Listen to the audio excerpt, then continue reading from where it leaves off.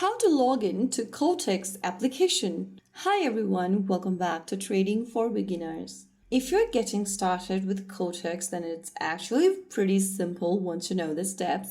So if you ever want to log into your Quotex account for an existing account, go ahead and launch open the Quotex app first on a device and make sure that you've selected login from the first homepage. Now, go ahead and tap on the email tab and enter your email that is associated with Quotex account. After you do that, head over to the password field and write down your correct password. After typing down your email and password, click on Login to Account. Now, you'll receive a PIN code sent to you via your email. Just open up your registered email inbox and type in the code that you received. After doing so, click on Login to Account. Right after you do that, you will be able to sign into your existing Quotex account. If you can't log in like this, check if your internet is stable, make sure that your email and password is correct, and you'll be able to get back to your account in no time. That's how you log into Quotex in just a few easy steps.